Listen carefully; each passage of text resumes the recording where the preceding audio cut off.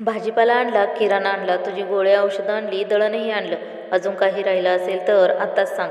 मी उद्या गावी गेल्यावर हे कार्टं तुला काही एक आणून देणार नाहीये. नेहमी नुसतं इकडं तिकडं हुंदडत बसतं आणि काम सांगितलं की लगेचच अभ्यासाचं नाव पुढे. 4-5 दिवस तू माझ्याशिवाय कसं निभवशील ते देव जाणे. सदाने गावी जाण्यासाठी जय्यत तयारी करून ठेवली होती. तुम्ही काळजी नका करू, होईल ॲडजस्ट. तुम्ही जाऊन या गावी निवांत. तसं स्वारी गावी जाणार म्हणून जाम खुश दिसते. एकदम नव्या नवरीला माहेरची ओढ असते तशी इतक्या वर्षानंतर सदाचा तो उत्साह बघून नीता म्हणाली.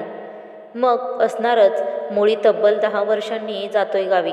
अण्णा गेले आणि एकदा ही नाळ तुटली ती कायमचीच. इतकी वर्ष दुबईत होतो म्हणून नाही जाऊ शकलो. आणि मुंबईत आल्यापासून नवीन घर, याची नवीन शाळा, नवीन ऑफिस, या सगळ्या नवनव्या जुळवाजुळवी 4-5 महिने उलटलेत, पण गावाला जाणं झालं नाही. आता कित्येक वर्षाने नशिबानं खडकेश्वरच्या पूजेचा पण मान आलाय, त्यामुळे जाना तो बनता है यार. हे बोलते वेळी सदाच्या मनाला त्याच्या पहिल्या प्रेमाच्या आठवणीचा हलकासा स्पर्श होऊन गेला. हो, तेही खरंच.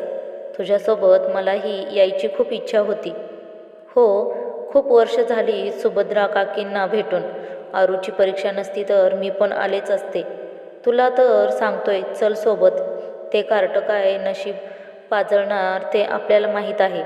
सदाशिवच्या या वाक्यावर इतका वेळ पुस्तकात डोकं खुपलेल्या अरुणने शेवटी बापाकडे डोळे वटारून पाहिलं आणि सदाशिव म्यूट मोडवर गेला. आईने मुलासमोर केलेला बापाचा उद्धार बघून बघून थोडा का होईना पण आईचा गुण अरुणला लागला असावा.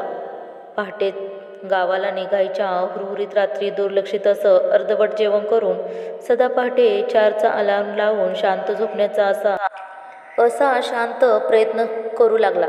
गावाला जायची अस्वस्था त्याच्या झोपेचे खोबरं करून गेली. या बैचेनीने 4चा अलार्म कधी एकदाचा वाजतो म्हणून 4दा उठून घड्याळाकडे पाहिलं. 4 वाजेपर्यंतची जायची सदाशिवची लगबग पाहण्याजोगी होती आणि एकदाचा अलार्म वाजला.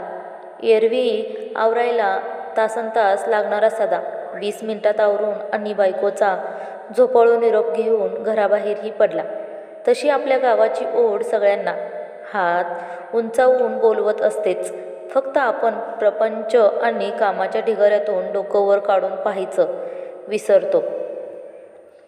कारमध्ये थोडी आपल्या जमान्याची गाणी लावूयात म्हणत सदू मस्तपैकी आपली आवडती गाणी कारच्या काचा उंचावून मोठमोठ्याने चिरकत गुणगुणत निघाला. त्या दिवशी सदाचं मन सर्व जुन्या आठवणीत विरघळून गेलं होतं. 4 तासांचा एकटेपणा जुन्या आठवणीत कधी संपला ते कळलंच नाही. एकदाचा गावाचा हिरवागार रस्ता दिसायला लागला तसं त्याचं मन ही हिरवगार झालं. सलग न थांबता 4 तासाच्या प्रवासाअंती सदाने एकदाचा घरासमोर येऊन हँडब्रेक उचलला. अंगणात आलेल्या कारजवळ लुडबुडणारी चिल्लर पार्टी सोडता सुभद्रा काकी, तिचा मुलगा विजय आणि सून तेही तेवढ्यात आतुरतेने सदूची वाट पाहत होती. तू तर आम्हाला विसरूनच गेला बाबा. फार मोठा झालास. असा नेहमीप्रमाणे नावडतीचा खोचक सूर न लावता काकीने त्याला आणि त्याने काकीला घट्ट मिठी मारली. 40शी उलटलेल्या सदाचा गोड पापा वयाची 70 उलटलेल्या काकीने थरथरत घेतला. कसं सुकलंय म्हवल लेकरू म्हणत सदाच्या चेहऱ्यावरून आपले कापरे हात फिरवत स्वतःच्या डोक्यावर नेऊन मुडपली. इतक्या वर्षांनी आलेल्या सदाचा त्या 4-5 दिवसात यथेच्छ पाहुणचार झाला. सदा अगदी नव्याने आपलं जुनं आयुष्य जगाला. गावच्या बोचऱ्या थंडीत उबदार गोधडीत मस्त पडून आळसावत आरामशीर उठणं. अंगणातल्या कोवळ्या कडुनिंबाचा दातून तोंडात टाकून बंबातलं पाणी तापूस्तवर दात घासत बसणं. विहिरीजवळच्या काठड्यावर आंघोळ आटपून काकीच्या हाताचा सुंठ गुळाचा कडक पक्कड चहा फुरक्या मारत पिणं. रात्रीच्या शिळ्या भाकऱ्या तेल तिखट मीठ लोणच्यासोबत चवीनं न्याहारी हादडणं. शेतात हुदडून कुठं बोर तोडून खा, कुठं उसाचा चोथा कर, कुठं ज्वारी बाजरी हुरडा भाजून खा. तर कुठं हरभऱ्याचे घाटे शेकोटीवर भाजून खा. सदाची इतकी वर्ष राहून गेलेली खदाडी खऱ्या मेव्यावर तुटून पडली होती. दुपारच्या जेवणात काकींच्या हाताची चुलीवरचा झणझणीत रस्सा सोबत चुरलेली भाकरी. काकीनं आपल्या पुरचुंडीतून चुना, कात, सोपं, सुपारी काढून बनवलेलं नागिनीचं साधं पान. त्यानंतर दुपारची झाडाखालची एक मनसोक्त पडी. काका, मामा, मावश्या, शाळा, शिक्षक, जुन्या मित्रमंडळीच्या भेटीगाठी. संध्याकाळी देवळातलं भजन कीर्तन. रात्रीच्या जेवणानंतरच्या भुताकटीच्या गप्पा मारतात. बाजरीवरची शांत झोप. त्या 4-5 दिवसात सदाने आपल्या जीवाचे लहानपणी सारखे यथेच्छ लाड पुरवले. सदा अगदी नव्याने परत लहान झाला होता. त्याला त्याच्या शहरी जीवनाचा पार विसर पडला. सदा तिथे ती दिसू शकेन त्या सर्व सार्वजनिक ठिकाणी जाऊन आला होता. पण त्याने ना कोण्या मित्राला तिच्याबद्दल सांगितले ना विचारले. नको त्या वयात नको तिची विचारपूस उगाच कशाला करायची या लाजेखातर सदा शांत राहिला. पुढल्या 2-3 दिवस जत्रा भरली. हलगीचा नाद घुमघुमला. मौत का कुंवा, आकाश झुले, कुस्त्यांचे फड लागले. पापडी, खव्याचे पेढे, गुळाच्या रेवड्या, लाल गाठी शेव अशा गोडधोडाच्या फुफुट्यात माखलेल्या पराती भरल्या. लाकडी खेळण्या, प्लॅस्टिकच्या बाहुल्यांच्या रंगीबेरंगी ताडपदरी आच्छादलेली दुकाने सजली आणि एकदाची खडकेश्वराची महापूजा पार पडली. सदाची कावरी-बावरी नजर सगळीकडे तिला शोधत होती, पण ती काय भेटली नाही. अखेर निघायचा दिवस उजेडला. सदा खडकेश्वरचा निरोपच दर्शन घेण्यास मंदिरात पोहोचला. दर्शन झालं आणि समोर गणेश मंदिराच्या पायरीवर येऊन क्षणभर विसावला. परतीची वेळ जशी जवळ येत होती तसं अंतःकरणाला जडत्व येऊ लागलं. सदा सरलेल्या दिवसांच्या आणि जुनी आठवणींच्या विचारात मग्न झाला. सगळे भेटले, सगळं काही मनासारखं पार पडलं, पण मनात अखेर तिच्या भेटीची रुखरुख राहिली. काहीतरी अपूर्ण, काहीतरी अर्धवट राहिल्यासारखं झालं. तेवढ्यात त्याचा मोबाईल खणखणला. नीताचा फोन आला होता. बोला बायको, किती वाजता निघताय? दुपारचं जेवण करून लागलीच. अच्छा, भेटले का सगळे? सदा खरंच सगळे भेटले का? या प्रश्नावर परत विचारत गुंगला. तेवढ्यात एक चुणचुणीत मुलगी येऊन सदाच्या बाजूला बसली. सदाने त्या मुलीला जागा करून देत हलकासा बाजूला सरकला. सदाने तिच्याकडे ओझरता कटाक्ष टाकला आणि परत आपल्या मोबाईलवर बोलायला लागला. त्या मुलीकडे टाकलेली ती ओझरती नजर त्याला काहीतरी आठवून गेली आणि त्याने तुला परत कॉल करतो म्हणत कॉल बंद केला. 2 झुपेकेदार वेण्या, डोक्यावर पांढरा हेअर बेल्ट, अंगात शाळेचा लाल पांढऱ्या रंगाचा चेक्सचा फ्रॉक, तुकतुकीत कांतीरेखीव चेहरा, बाकदार नाक, सगळं काही एकदम तिच्यासारखं.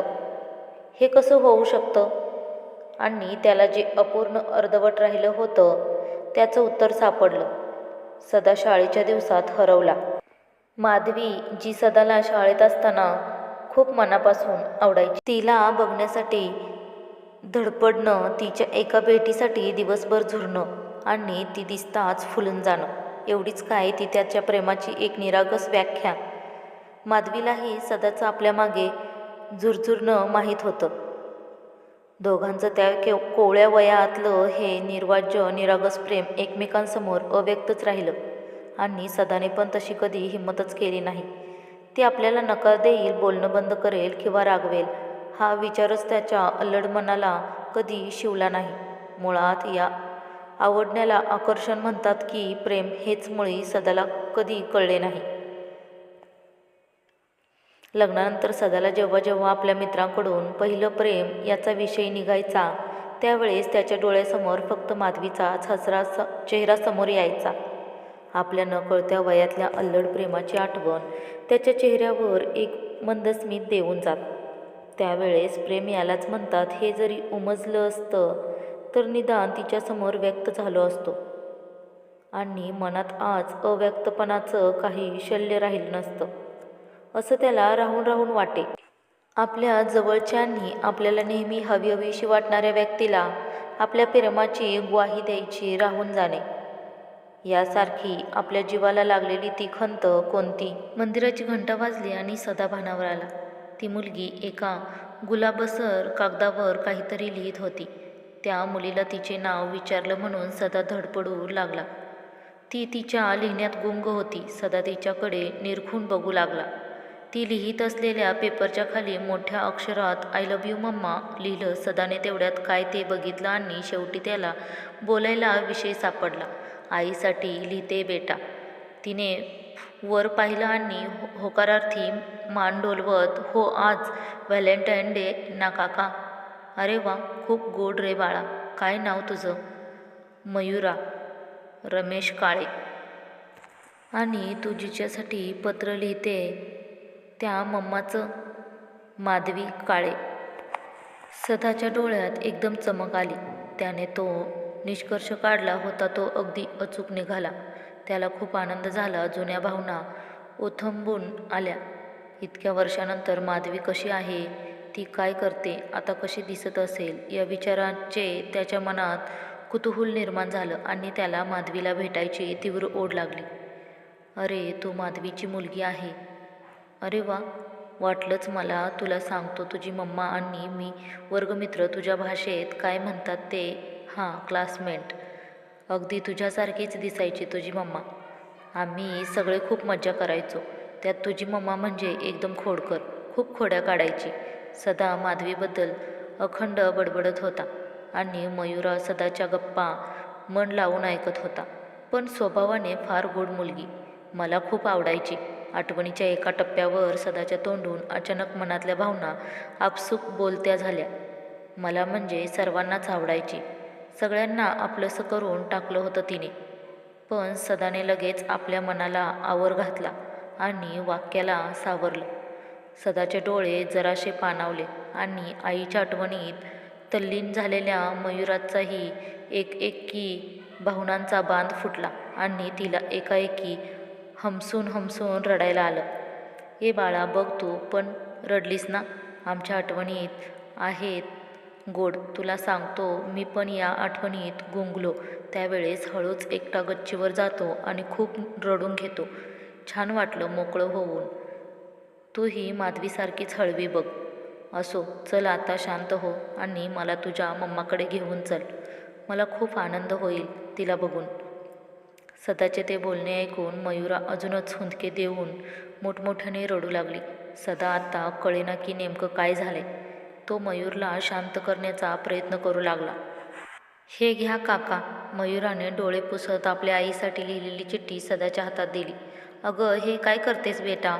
ही चिठ्ठी तू तुझ्या मम्मासाठी लिहिलीस ना, मग मला का देतेस? सदा अवाक होऊन मयुराकडे बघत राहिला. काका, हा बाप्पा गोड माणसांना इतक्या लवकर आपल्याकडे का बोलवून घेतो? ती 5 वर्षापूर्वीच एका जीवघेण्या आजारामुळे आम्हाला सर्वांना सोडून बाप्पाच्या घरी गेली. जर मम्मा आपल्यात असती तर मी तुम्हाला नक्की नेलं असतं. सदा सुन्न झाला. त्या लहानग्या जीवाच्या तोंडून ते बोल ऐकून तो भांबावून गेला आणि त्याच्या डोळ्यातून नकळत पाणी वाहू लागले. पण ही चिठ्ठी? मला स्वतःला सावरत कापऱ्यात स्वरात विचारलं. काका, जातेवेळी मम्माने मला सांगितलं होतं की मला जेव्हा तिची आठवण येईल तेव्हा या देवळात येत जा. ती नक्की भेटणार. आज तुम्ही मला माझ्या मम्माकडे घेऊन गेलात. क्षणभर मी मम्माच्या बालपणात बागडले. काही क्षणांसाठी असं वाटलं मम्माचं तिचं बालपण माझ्याशी शेअर करते की काय. आज मम्मा मला तुमच्या रूपात भेटले. काही माझं लेटरही तिच्याकडे पोहोचलं. थँक्यू काका. तुमच्या गोड आठवणींमुळे मी मम्माला परत जवळून भेटू शकले. खूप खूप आनंद झाला. आय लव्ह यू मामा. भारावलेल्या अवस्थेत मयुराने सदाला घट्ट मिठी मारली. त्या हळव्या क्षणी सदाने पण तिला आपल्या मायेच्या कुशीत कावटाळले आणि तिच्या कपाळी आपल्या अश्रूंनी भिजलेल्या ओठांनी एक गोड पापा घेतली. एखादी अतिप्रिय व्यक्ती आपल्यातून जाऊनही आपल्या आठवणीत, विचारात, आचारात अशा कोणत्या ना कोणत्या स्वरूपात जिवंत राहतेच. सदा माधवीच्या रूपात मयुराला पाहत होता आणि इकडे मयुराने सदाच्या रूपात आपल्या आईला माधवीला घट्ट कवटाळले होते. बोचऱ्या आठवणींचा तो विलक्षण हळवा क्षण दोघांना आपल्या आवडत्या आणि अतिप्रिय व्यक्तींचं एक सुखद मनोमिलन करून गेला. ही कथा आवडल्यास आपल्या चॅनलला लाईक, शेअर आणि सबस्क्राईब करायला विसरू नका. धन्यवाद.